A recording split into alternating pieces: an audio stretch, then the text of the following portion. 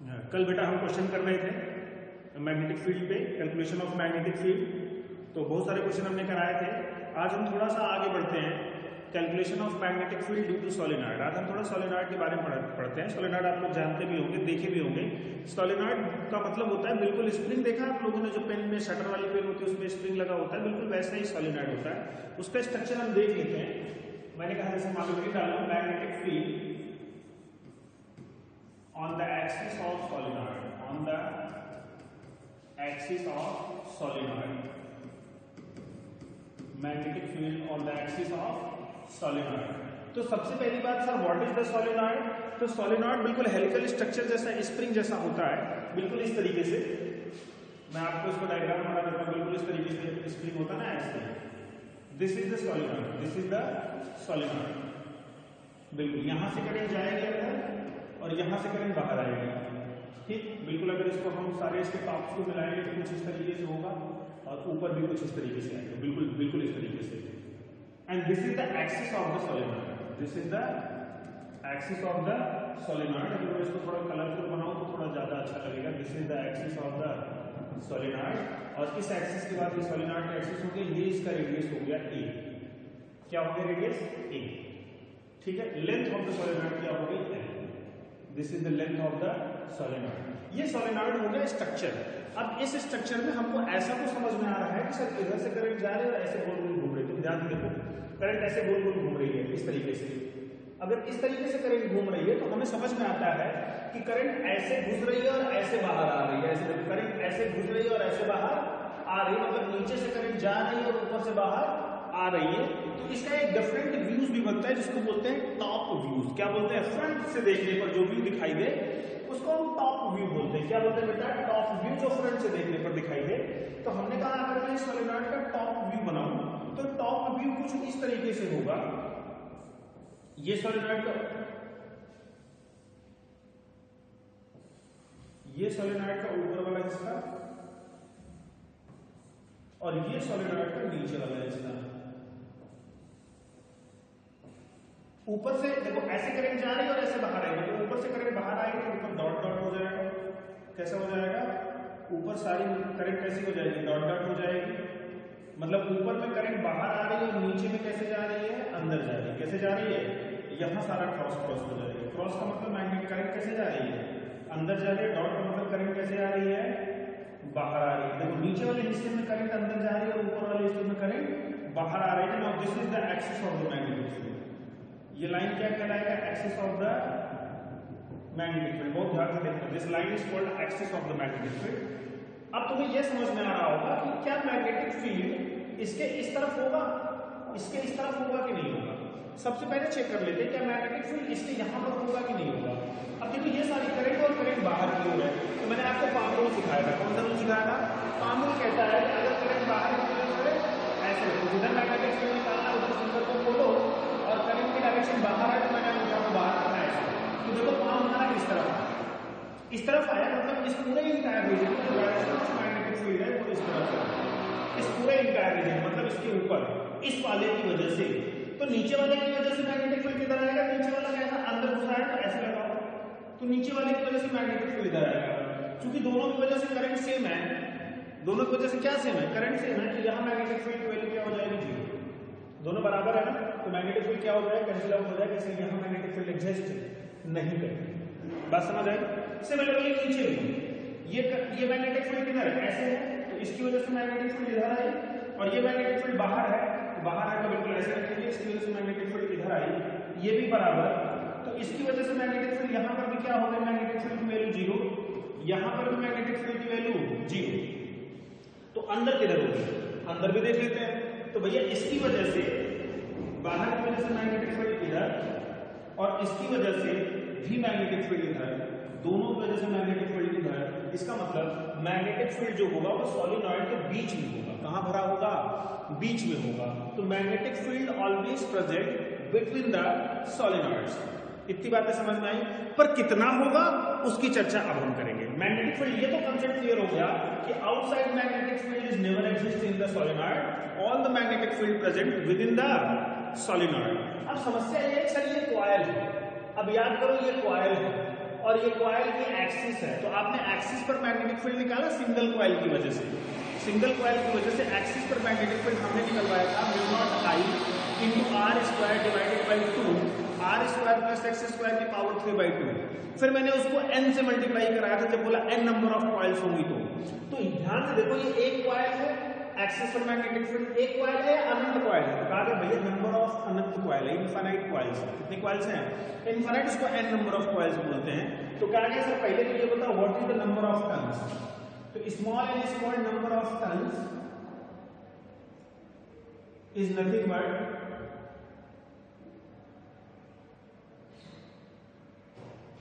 Number of turns per unit length, number of turns per unit length. तो इस diagram को बना लो, फिर हम उसके बाद आगे चर्चा करते हैं।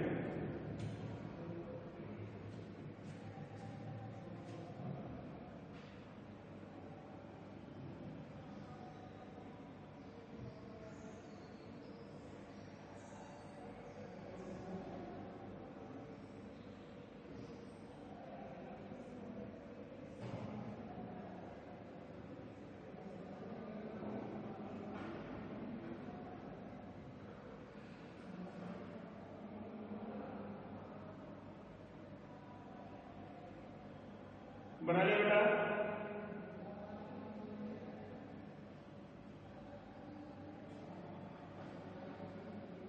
बना गया इतना? अब देखो n क्या है? Number of turns per unit length. n क्या है? स्मॉल n क्या है? Number of turns per unit. इसको लिख सकते हैं, इसको लिखेंगे, ये क्वेश्चन में ध्यान रहेगा, number of turns per unit length, number of turns per unit length, where n is the total number of turns. n क्या है? Total number of turn. L क्या है? Length of solenoid. L is the length of solenoid. N क्या है? Number of turns per unit length. Capital N क्या है? Total number of turns है, और L क्या है? Length of the solenoid. Total number of turns का मतलब कितनी बार ये कॉइल्स है, कितनी बार ये कॉइल्स है। तुम सोच के देखो, अगर मुझे मैग्नेटिक फील्ड निकालना है, मैग्नेटिक फील्ड निकालने के लिए एजम्पशंस लेना पड़ेगा। क्या लेना पड़ेगा? एजम्पशंस लेना पड़ेगा। तो चलो मैग्नेटिक फील्ड निकालते हैं ड्यू टू द सोलेनॉइड। इसको निकालते हैं ड्यू टू द सोलेनॉइड। तो जब भी मैग्नेटिक फील्ड निकालेंगे ड्यू टू द सोलेनॉइड, तो हम इसमें क्रॉस सेक्शन भी बनाएंगे, मतलब इस वाले पे बनाएंगे, क्योंकि इस वाले पे निकालेंगे तो थोड़ा कंफ्यूजन बहुत होगा, इस पर ध्यान देते हैं। मैं इसी डायग्राम को यहाँ बनाता हूँ थोड़ा अच्छे से क्लैरिटी के साथ, बिल्कुल थोड़ा बड़ा बनाऊंगा जूम करके। तो मैंने ऐसे बनाया, ध्यान से देखो तुम लोग। मैंने कहा इधर डॉट डॉट, इधर कैसा है डॉट डॉट, और इधर कैसा है क्रॉस क्रॉस। सब कुछ वही, बस थोड़ा बड़ा बनाया, थोड़ा अच्छा देखने के लिए। बड़ा रहेगा तो थोड़ा हमें समझने और कुछ समझाने में आसानी होगी। मैंने कहा this is the current curve. मैंने कहा ये हमारा क्या है? Axis.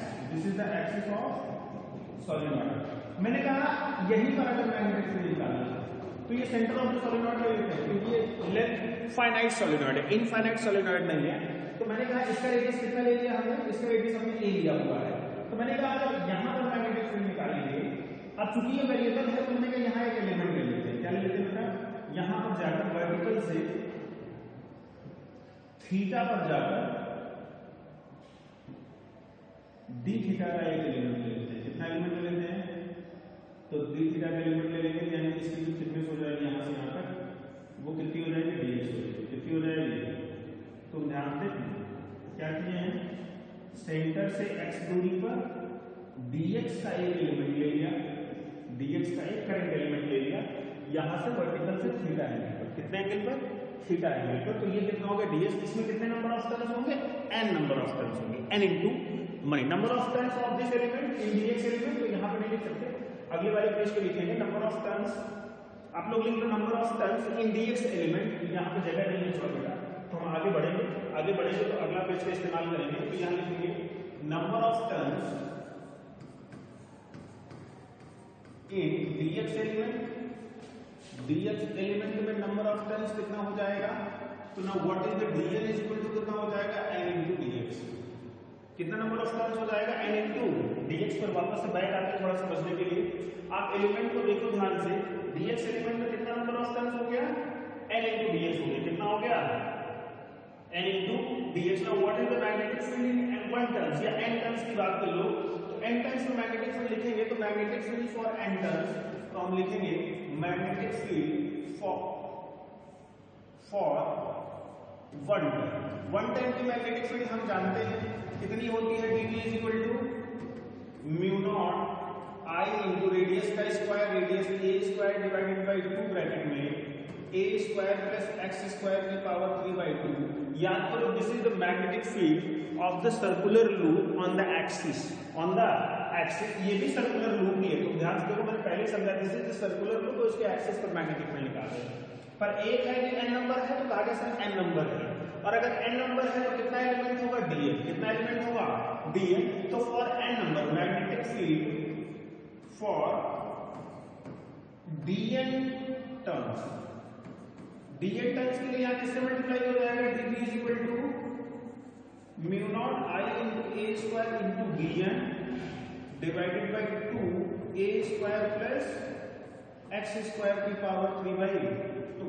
Now what is the value of dn, n into dx. What is the value of dn, n into dx. Put the value of dn into this expression. तो हमारे पास dv कितना हो जाएगा, dv फिर से हो जाएगा mu naught I into R square, radius कितना है बेटा a स्क्वायर इंटू dn की वैल्यू कितनी हो जाएगी n into dx divided by 2 a square plus x square की पावर 3/2. अब तुम इस एक्सप्रेशन को ध्यान से देखो, वेरिएबल है dx, वेरिएबल कौन है dx और कहां से कहां तक इंटीग्रेट करना पड़ेगा. अब तुम ध्यान देखो कहां से कहां तक इंटीग्रेट करना पड़ेगा बेटा, एक कोने से दूसरे कोने तक. अब कहां से कहां तक इंटीग्रेट करना पड़ेगा इसके लिए पीछे वाले में आना पड़ेगा. तुम ध्यान से देखो हमने वर्टिकल से लिया है थीटा तो अगर मैंने कहा कि इस एंड से लेकर इसको थोड़ा अलग कलर से बना दिया जाए, इस एंड से लेकर इस वाले एंड से इस वाले एंड को अपन अल्फा मान लेते हैं और इस वाले एंड को अपन क्या मान लेते हैं बीटा. तो माइनस बीटा से प्लस अल्फा क्योंकि इस वाले एंड से लेकर इस वाले एंड तक इंटीग्रेट करना पड़ेगा. और तुम ध्यान से देखो इन दोनों का एंगल हमने ले रखा है अल्फा और बीटा. तो वापस आओ अपनी एक्सप्रेशन में और वहां पर देखो. तो अच्छा इस एक्सप्रेशन में एक चीज और देख लो ना, व्हाट इज द थीटा, यहां पे थीटा लिख देते हैं. What is the tan theta, यहां पे लाइन खींचते हैं हम tan थीटा डिस्क्राइब कर देते हैं. What is the tan theta, tan theta में थीटा ले रहा तो ये x है तो ये कितना है a. तो tan theta is perpendicular upon base x by a.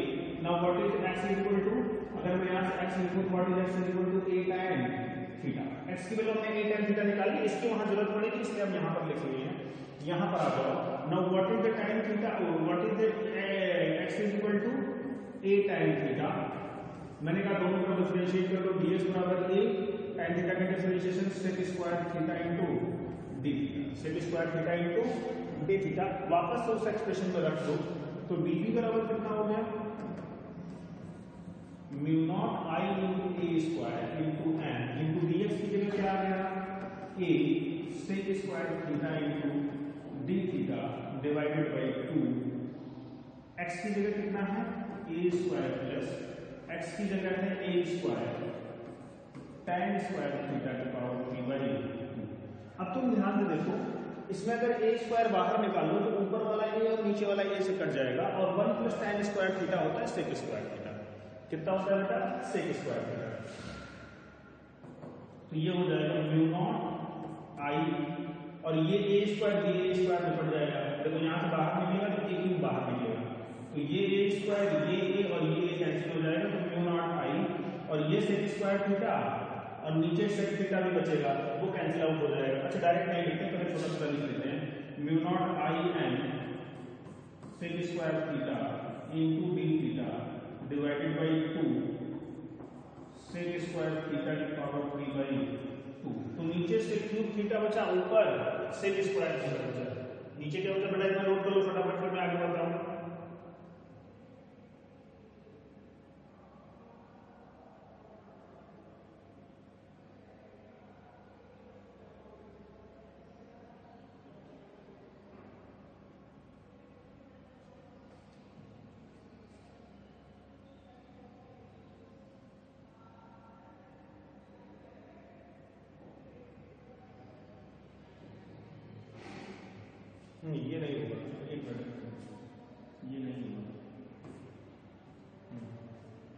ये नोट कर लिया। अब देखो ये सेक थीटा और ये सेक थीटा कैंसिल आउट हो जाएगा, सेक थीटा कैंसिल आउट हो जाएगा। यहाँ पे सेक क्यूब होगा 1/सेक हो जाएगा कॉस थीटा, कितना हो जाएगा, यहाँ पे सेक को बाहर ले लिया है तो वहां पे जब सेक को बाहर ले लिया तो 1/सेक क्या हो जाएगा, sec theta is equal to 1/cos theta, और cos थीटा कहां चला जाएगा, ऊपर चला जाएगा।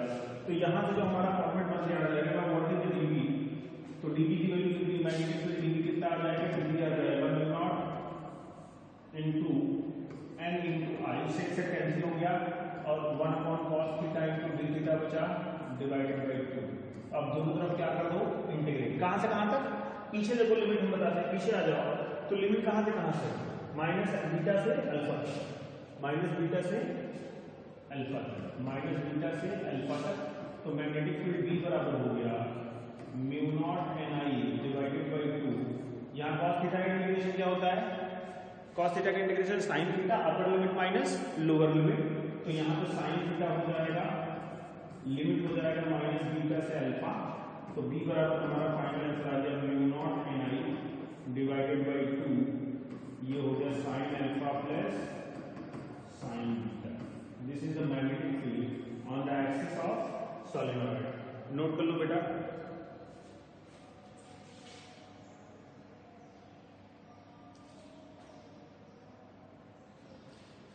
Magnetic field on the axis of solenoid, फटाफट नोट कर लो, उसके बाद हम आगे बढ़ते हैं।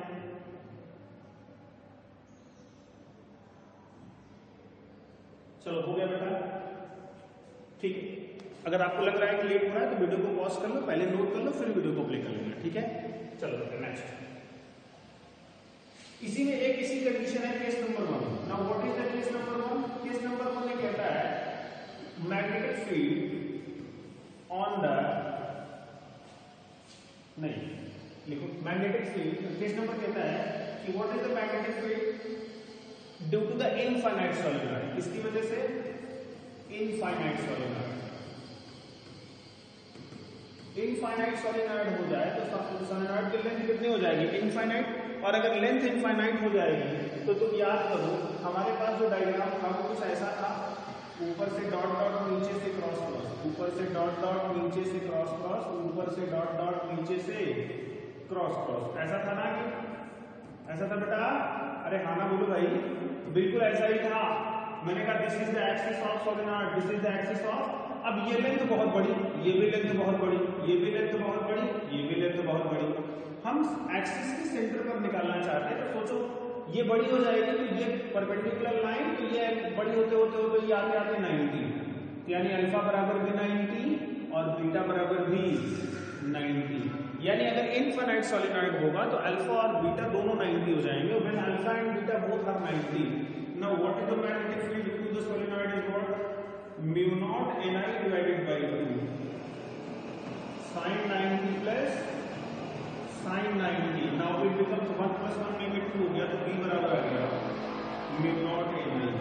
अब तुम ध्यान से देखो, for infinite solenoid magnetic field कितना आ गया, म्यू नॉट ni। केवल मैग्नेटिक फील्ड करंट पर डिपेंड कर रही है और नंबर ऑफ टर्न्स पे डिपेंड कर रही है, कितने पर, जैसे मैंने बोला फॉर 1 टर्न्स तो mu naught into I, for 10 turns 10 mu naught into I. ये इनफाइनाइट सोलेनॉइड के लिए है। बिल्कुल इसी तरीके से दूसरा केस होता है, case number 2, semi infinite solenoid, semi infinite solenoid. Semi infinite solenoid का मतलब होता है सोलेनॉइड के एक एंड पर, याद रखना this is the very much important, आप उसको खोपचे में लिख लेना। इसका मतलब हुआ कि one end of the solenoid कहां होगा बेटा, आप ये चीज याद रखने वाली बात है, आप ये चीज गड़बड़ मत करना बेटा, बहुत बच्चे गड़बड़ कर देते हैं। इसका मतलब होता है वन एंड ऑफ द, यानी एक एंड पर, एक एंड पर, इसका मतलब होता है एक एंड पर। इसका मतलब ये नहीं होता कि कहीं से भी इनफाइनाइट हो कहीं पर भी निकाल ले, ऐसा नहीं है, केवल एक एंड पर निकालने के लिए कंडीशन वैलिड है। इसका मतलब हुआ अगर मान लो सोलेनॉइड हमारा ऐसा है, बिल्कुल इधर से इनफाइनाइट है और इधर से फिक्स्ड है, तो हमें यहीं पर निकालना है, we have to calculate here. Now this is the radius a। अब तुम ध्यान से देखो, इस पर रेडियस का कोई चक्कर नहीं है उस मैग्नेटिक फील्ड में, इस a का कोई मतलब नहीं है हमें।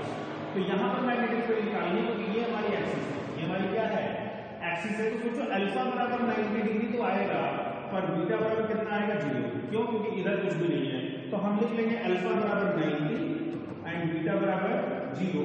Now what is the magnetic field? तो फॉर्मूला हमें याद है sir, mu naught ni divided by 2 sin 90 plus sin 0। तो 0 वाला तो 0 में चला गया, तो मैग्नेटिक फील्ड कितना आ गया बेटा? Mu naught ni by 2।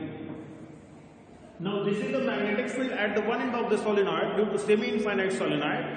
But ये सिचुएशन बदल जाती है। कई बार क्वेश्चन जी में पूछता है calculate the magnetic field due to the semi-infinite solenoid at point A from the one end. From the one end बिल्कुल वैसा ही क्वेश्चन बन के आ गया जैसे हम इनफाइनाइट वायर की वजह से पढ़ाए थे।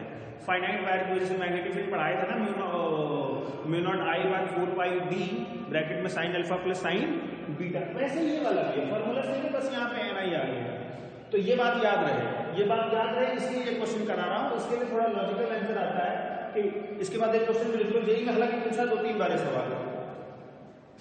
क्वेश्चन लिख लो, क्वेश्चन से साथ क्लैरिटी अच्छी हो जाती है।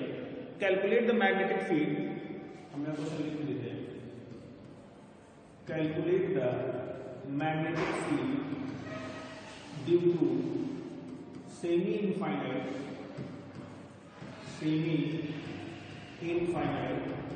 solenoid from a distance at one end having radius a। अब देखो सेमी इनफाइनाइट सोलिनॉइड तो पूछ रहा है, लेकिन कहां से पूछ रहा है? ए डिस्टेंस फ्रॉम वन एंड, और रेडियस भी कितना है? ए। रेडियस भी कितना है? ए। तो बिल्कुल ऐसे ही ये वाला सोलिनॉइड है, सेमी इनफाइनाइट सोलिनॉइड होता है, इधर से इनफाइनाइट, इधर से भी इनफाइनाइट, यहां से ए दूरी, कहां दूरी पर? ए दूरी पर। इसका मतलब हमें मैग्नेटिक फील्ड यहां निकालना है। इसका रेडियस कितना दिया है? A, and this is the axis of solenoid. Question कुछ इस तरीके से पूछ रहा है, ठीक है। और यहां पर dot dot dot dot question में डायग्राम हमारा बना हुआ था, तो ज्यादा कंफ्यूजन वाली बात नहीं थी बेटा, हमने भी आपको डायग्राम बना के दे दिया। अब यहां पर आपको मैग्नेटिक फील्ड निकालनी है। अगर यहां मैग्नेटिक फील्ड निकालनी है तो सोचो, इस इधर एंड वाला अल्फा कितना है? 90, और इधर एंड वाला बीटा कितना? बीटा कहां? इस एंड से लिया जाएगा ना, तो बीटा जब इस एंड से ले रहे हैं तो ये वाला एंगल होता है। ये वाला एंगल कितना? सोचो, परपेंडिकुलर अपॉन बेस, तो ये एंगल आ जाएगा 45 डिग्री। कितना आ जाएगा? 45 degree. Now what is the magnetic field? B आ जाएगा mu naught ni by 2 bracket में sin 90 प्लस sin 45। तो ये हो गया mu naught ni by 2 bracket में sin 90 तो हो गया 1 और ये हो गया 1/2। This is the question asked by IIT one times and NEET several times. Now the question can be modified next 2 years. इसी क्वेश्चन को अगले 2 सालों में IIT ने मॉडिफाई कर दिया। क्या मॉडिफाई किया? सुनते रहना। मॉडिफाई किया, हालांकि ये IQ लेवल का क्वेश्चन है, जो बच्चे ने इस क्वेश्चन को सॉल्व किया होगा वो मॉडिफाइड क्वेश्चन भी सॉल्व कर लेगा। मॉडिफाइड क्वेश्चन बोला कि what is the value of magnetic field, what is the value of magnetic field eight A distance. अब उसने रेडियस नहीं दिया, अब उसने रेडियस और डिस्टेंस दोनों अलग अलग दे दी। यहां पे तो 45 डिग्री आ रहा है, पर रेडियस अलग और डिस्टेंस अलग। Now the question can be changed, question can be change. मैं इसी क्वेश्चन का दूसरा पार्ट बना देता हूं, इसी क्वेश्चन का सेकंड पार्ट में बना के आपको सॉल्व करा देता हूं। Now question number 2 is what? From previous question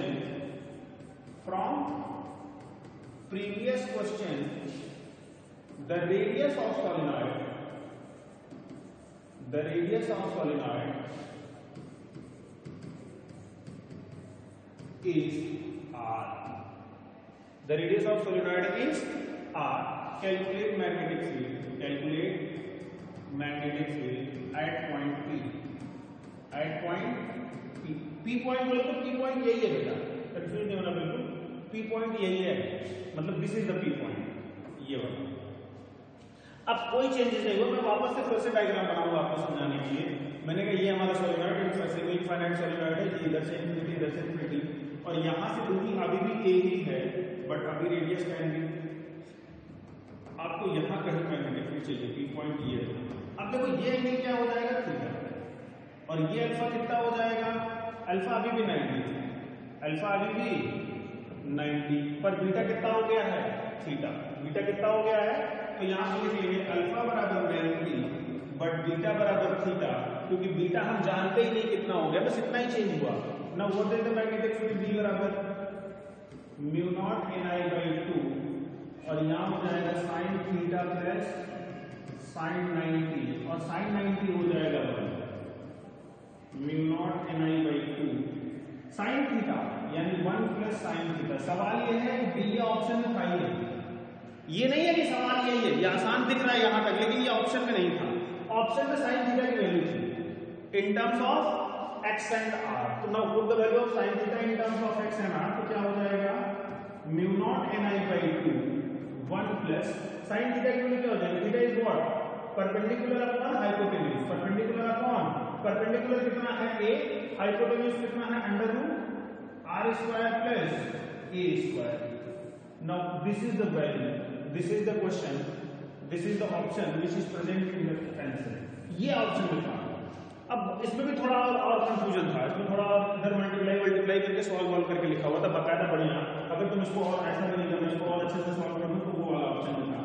confuse करने के बहुत सारे तरीके हैं, इसमें देखा अंडर रूट ऐसे लिखा जाता है भैया r square plus a square की power 1/2 plus a divided by r square plus a square की पावर 1/2, ऐसा ऑप्शन है।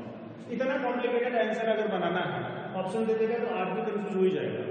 जिन बच्चों को कंसेप्ट एकदम क्लियर था उन्होंने बेसिक से किया और यहाँ पहुंच गए, जो कंफ्यूज रह गए वो आपको देख के डर गए, ऐसा क्वेश्चन तो करनी नहीं पड़ा। ठीक है बेटा, तो दिस इज द पैटर्न। इसका एक और सवाल है एडवांस से पूछा, मैं आगे बढ़ाऊंगा इसको, ठीक है, आप इसको नोट करो फटाफट।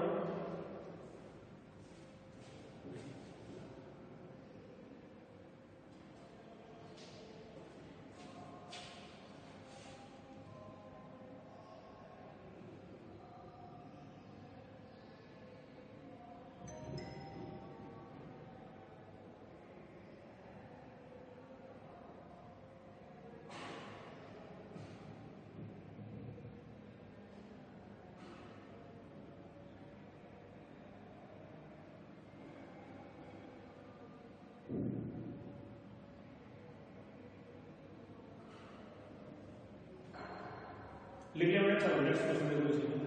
अब इस पूरे क्वेश्चन का एक कंक्लूजन निकल के आया हमारे पास कि मैग्नेटिक फील्ड जो है ना वो किनारों पर तो हो जाती है mu naught N I by 2 और बीच में हो जाती है म्यू नॉट एन आई। बहुत आराम से, बहुत ध्यान से ना, इनफाइनाइट लॉन्ग सोलेनॉइड लिया तो मैग्नेटिक फील्ड बीच में कितना है म्यू नॉट एन आई, और जैसे सोलेनॉइड को छोटा करते गए तो मैग्नेटिक फील्ड कितना हो गया mu naught N I by 2। यानी जैसे जैसे किनारों पर हम पहुंच रहे हैं, जैसे जैसे हम कहां पहुंच रहे हैं, किनारों पर पहुंच रहे हैं, मैग्नेटिक फील्ड क्या हो रहा है, बिल्कुल वेरिएशन ऐसा हो रहा है। ध्यान से देखना मैग्नेटिक फील्ड का वेरिएशन कैसा है, बिल्कुल इस तरीके से। ये देखो, ये किनारा है, यहां से यहां तक मैग्नेटिक फील्ड घट रही है कि नहीं घट रही है। यहां पर मैग्नेटिक फील्ड कितनी है म्यू नॉट एन आई, और यहां पर मैग्नेटिक फील्ड कितनी है mu naught N I by 2, यहां पर भी कितनी mu naught N I by 2। इसका मतलब जैसे जैसे हम किनारे पर बढ़ रहे हैं मैग्नेटिक फील्ड क्या होता जा रहा है, स्लाइटली घटता जा रहा है, स्लाइटली क्या होता जा रहा है, घटता जा रहा है। तो बीच में मैग्नेटिक फील्ड कितनी है, लगभग कांस्टेंट, लगभग क्या है, कांस्टेंट। इसी तर्ज पे एक और सवाल आया, what is the magnetic field at the centre of the solenoid where length of the solenoid is L and radius of the solenoid is A। इसको भी एक सॉल्व कर लेते हैं। तो मैंने कहा भैया चलो देख लो, ये सवाल इसी तरह से एक और हमने करा दिया कि व्हाट इज, लिख कर इस क्वेश्चन को लिख लेना भैया, what is the magnetic field at the centre of the solenoid where length of the solenoid is L and radius of the solenoid is A। length of the solenoid is L, radius of the solenoid is A। तो magnetic field at the centre, magnetic field at the centre of the solenoid. Question लिख लिया तो diagram बना लेना बेटा, centre of solenoid. तो solenoid के centre पे अगर मैग्नेटिक फील्ड निकालना है सी, तो तुम ध्यान से देखो कि इधर कितना हो जाएगा और इधर कितना हो जाएगा, ये दिस इज द एंगल। तो अल्फा कितना हो जाएगा, बीटा कितना हो जाएगा, तो सेंटर पे है तो जितना इधर होगा बाउंड है अल्फा, उतना ही तो बीटा का होगा। तो ये अल्फा बराबर हो गए। Now what is the magnetic field B at the centre, तो लिख देंगे mu naught N I by 2 sine 2 sine alpha, और अल्फा की वैल्यू निकाल लो, what is the value of alpha, तो लिख देंगे mu naught N I by 2 multiplied by 2 ने 2 को काट दिया, साइन अल्फा कितना हो जाएगा ये कितना L/2 ना, और ये तो A ही है, तो हो जाएगा परपेंडिकुलर अपॉन हाइपोटेन्यूज, तो L/2 डिवाइडेड बाय हाइपोटेन्यूज कितना आएगा, √A² + L²/4। तो इसको सॉल्व करेंगे तो कितना आ जाएगा, μ0 Ni ब्रैकेट में L/2 तो 2 फिर से बाहर निकाल लिया, इधर हो गया L और अंडर उधर हो गया 4A² + L² 4 का √2 और 2 बाहर निकाल लिया तो ये 2 भी निकल गया, तो μ0 Ni ऑन दिस और इसका under root. Now this is the magnetic field.